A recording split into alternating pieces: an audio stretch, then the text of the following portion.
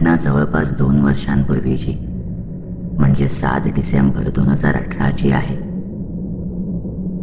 आमचा 8 जणांचा ट्रेकिंग आणि कॅम्पिंगचा ग्रुप आहे.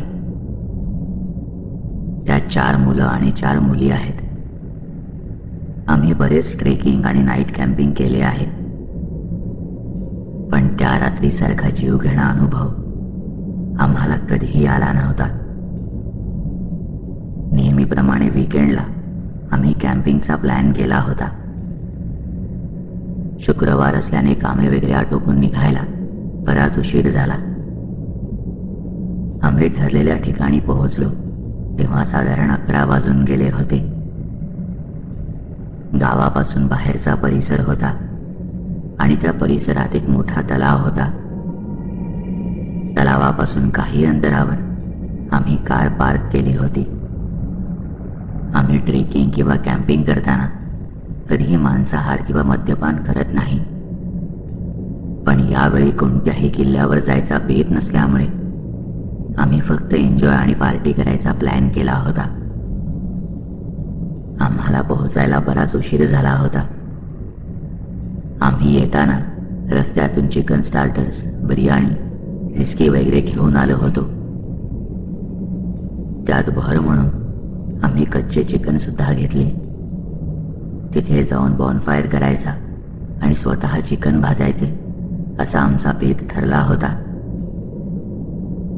गावाबाहेरचा परिसर असल्यामुळे सगळीकडे अगदी मिट्ट अंधार पसरला होता. दूर दूरपर्यंत एकही घर किंवा वस्ती नव्हती. आम्हाला कोणालाच त्या जागेचा परिचय नव्हता, पण आमच्यापैकी माझा मित्र सुमित कॅम्पिंगमध्ये अनुभवी होता. आम्ही कार पार्क करून त्या तलावाजवळ आलो. तितक्यात 2 कुत्रे आमच्या जवळ आले. मला कुत्रे आवडत असल्यामुळे मी त्यांना बिस्किट वगैरे दिले, पण आमच्या सोबत असलेल्या मुलींना आवडले नाही म्हणून आम्ही त्याला पळवू लागलो. पण तरीही ते जात नव्हते. मला थोडे वेगळेच वाटले, पण नंतर एका मित्राने त्यांना दगड उगारून हाकलून लावलं. तलावापासून काही अंतरावर एक टेकडीवजा डोंगर होता. तसे आम्ही वर जाऊन तिथेच कॅम्प लावण्याचा प्लॅन केला. काही मिनिटात आम्ही वर पोहोचलो, पण तितक्यात लक्षात आले की आमच्याकडे पाणी फक्त पिण्यापुरतं आहे. आम्ही आणलेले कच्चे चिकन धुण्यासाठी पाणी लागणार होते. तसे एका मित्राने सुचवले की आपण जाऊन त्या तलावातून थोडे पाणी घेऊन येऊ.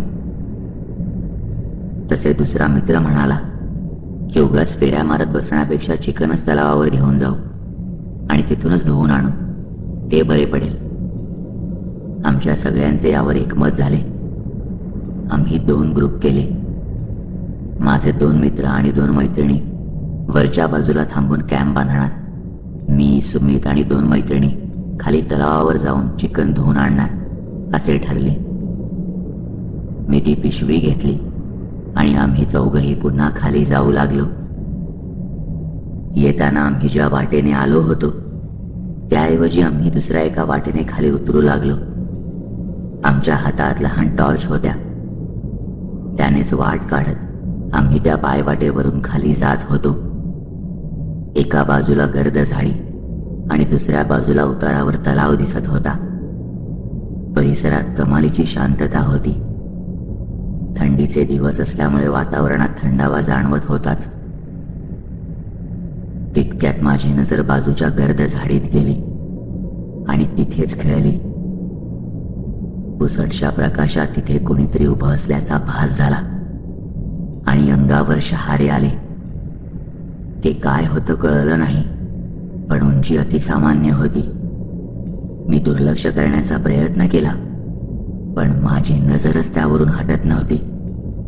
असं वाटू लागलं की ते जे काही आहे त्याने मला नजरेने बांधून ठेवलंय आणि त्याच्याकडे बोलावतंय. तितक्या सुमितने माझ्या खांद्यावर हात ठेवत मला भानावर आणलं. काही वेळासाठी मी विचारच करत राहिलो की मला जे जाणवले तो फक्त भास होता की खरंच तिथे काहीतरी होतं. आम्ही चालत असताना मी ती गोष्ट तिघांनाही सांगितली. आमच्या बरोबरच्या मुली खूप घाबरल्या, पण सुमित माझ्या बोलण्यावर विश्वास ठेवायला तयार नव्हता. असे काही नाहीये, तुला फक्त भास झाला असेल, बाकी काही नाही, असे म्हणत आज तो काही ऐकायच्या तयारीत नव्हता. त्याने ठरवलेच होते की हाती घेतलेले काम करूनच मगच कॅम्पकडे परतायचे. आता आमच्यात त्यालाच काय तो कॅम्पिंगचा सगळा अनुभव होता, म्हणून आम्ही त्याचे बोलणे निमूटपणे ऐकले. काही मिनिटात आम्ही पुन्हा तलावाजवळ पोहोचलो. सुमितने पिशवीतून चिकन काढले आणि ते धुवायला म्हणून तलावात काही पावलं पुढे चालत थोडे आत गेला. तितक्यात त्याचा पाय घसरला आणि तो पाण्यात पडला. मला चांगले माहीत होते की त्याला उत्तमरित्या पोहता येते, पण मला जाणवले की त्याला पाण्यातून बाहेर निघताच येत नाहीये. आम्ही तिघेही घाबरलो. टॉर्चच्या प्रकाशात नीट काही दिसत नव्हते. मी प्रसंगावधान राखत पाण्यात गेलो आणि त्याचा हात धरून त्याला खेचले. तसा तो बाहेर निघाला. आमच्यातल्या एका मुलीने त्याच्या हातातले चिकन घेऊन पिशवीत ठेवले. आता कोणीही काही बोलत नव्हते. आम्ही त्या भागातून लवकरात लवकर बाहेर पडायचा प्रयत्न करू लागलो. झपाझप पावले टाकत आम्ही त्या पाण्यापासून दूर जाऊ लागलो.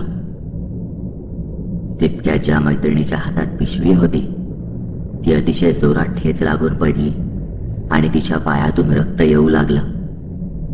तिला उठताही येत नव्हतं. आम्ही तिला कसेबसे सावरत धरून उभे केले. मी पिशवी घ्यायला खाली वाकलो तर ती पिशवी तिथे नव्हती. अगदी आत्ता काही क्षणापूर्वी तिच्या हातात ती पिशवी होती. मग ती गेली कुठे? मी सुमितकडे पाहिलं. आम्हाला दोघांना कळून चुकले की हा प्रकार साधा नाही. आता मात्र आम्ही त्या ठिकाणी क्षणभरही थांबलो नाही. आम्ही वर येऊन पोहोचलो, पण आमचा दुसरा ग्रुप तो तिथे नव्हता. कॅम्पही अर्धवटच बांधला होता. मी त्यांना फोन करायचा प्रयत्न केला, पण तिथे मोबाईलला नेटवर्क नव्हते.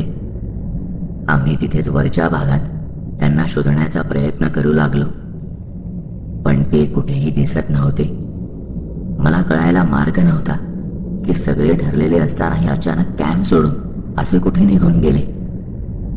शेवटी कंटाळून आम्ही पुन्हा कॅम्प जवळ आलो आणि ठरवले की आता इथेच थांबून त्यांची वाट पाहायची. इतक्यात आम्हाला हाका ऐकू आल्या. ते आम्हाला आवाज देत होते.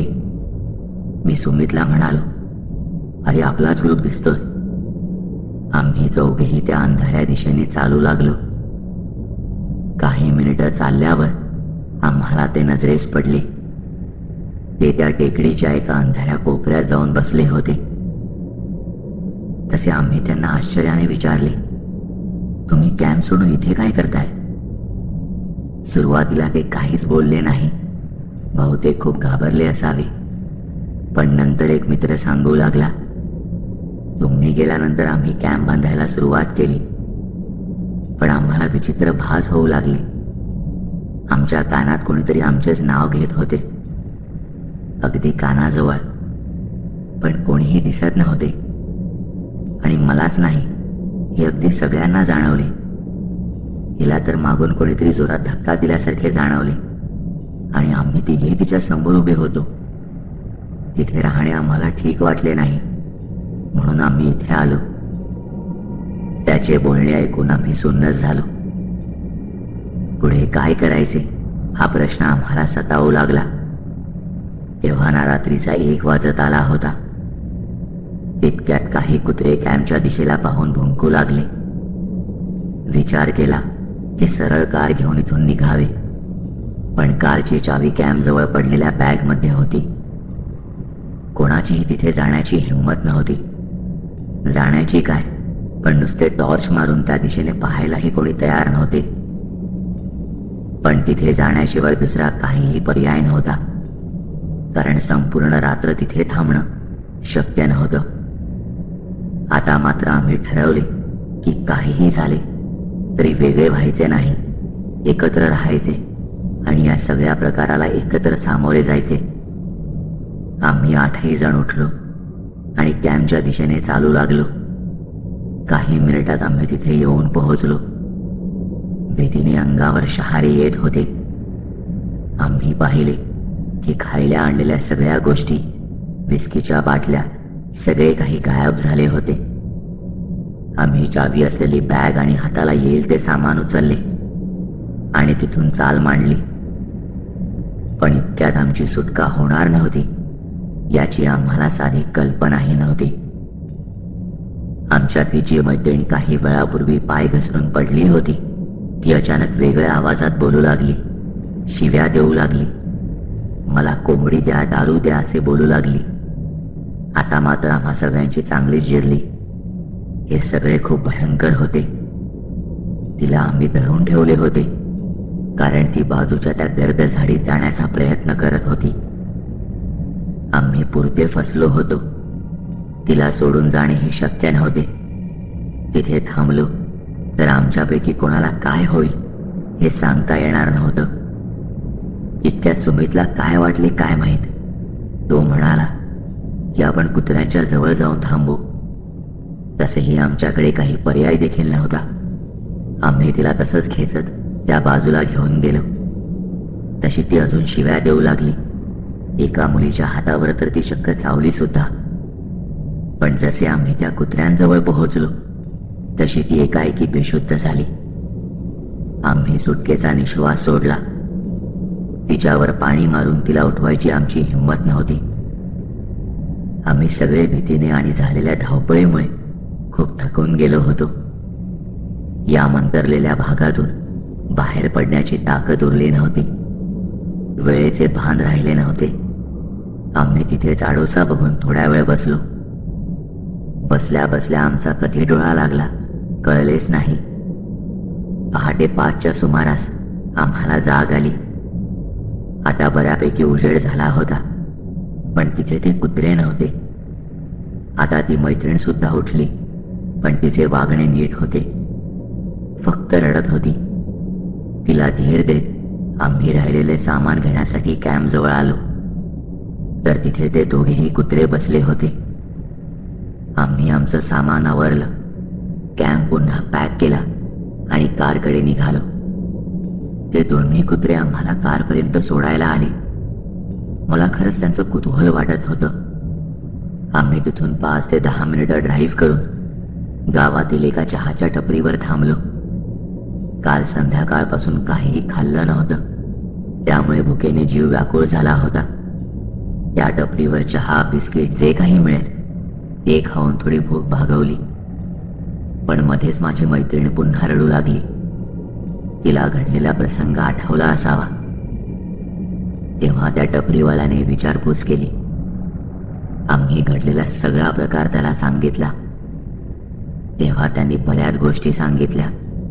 ते म्हणाले, त्या टेकडीवर आणि तलावाच्या भागात अनेक तृप्त आत्मे आहेत. काल रात्री अमावस्या लागणार होती. अमावस्येच्या आदल्या रात्री तलावावर दिवे लावून उतारे ठेवले जातात. तिथे असलेल्या आत्म्यांसाठी उतारा देताना मांस आणि बिडी अशा गोष्टी दिल्या जातात. तिथे असलेल्या राखणदारासाठी दिवाही लावला जातो.